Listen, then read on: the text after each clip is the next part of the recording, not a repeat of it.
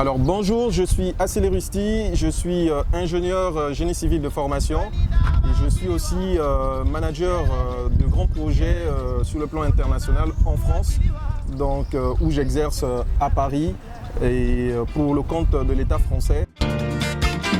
Alors la société Vision BIM, c'est une entreprise qui propose des prestations, en tout cas aux acteurs publics comme privés, dans le management de projets. C'est-à-dire l'objectif, c'est de, dans un premier temps, contrôler l'exécution des travaux pour voir s'ils sont réalisés dans les règles de l'art et s'ils répondent aux standards internationaux. De vérifier la conformité en fait, de l'exécution des ouvrages vis-à-vis des cahiers des charges qui sont définis par des investisseurs. Et 3, valider les avancements financiers qui sont en tout cas décaissés au fur et à mesure de l'avancement des projets. Donc on est là pour assurer tout ce processus.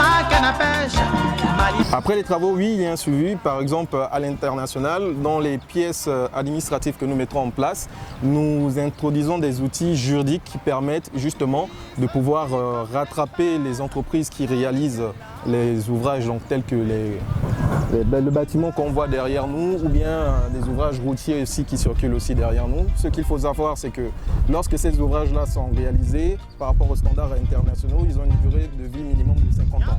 Donc si à la livraison de l'ouvrage, on constate que dans les 2 ans, il y a des dégradations, comme c'est le cas ici pour le bâtiment que j'ai devant moi, on peut derrière rattraper l'entreprise pour qu'elle vienne reprendre les travaux parce qu'elles sont engagées juridiquement dans les pièces qui lui ont été signées en amont lors de la proposition d'offre de contrat.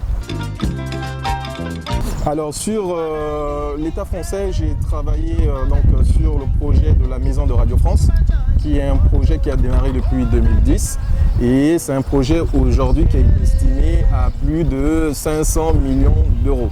C'était quoi? C'était l'établissement des pièces contractuelles.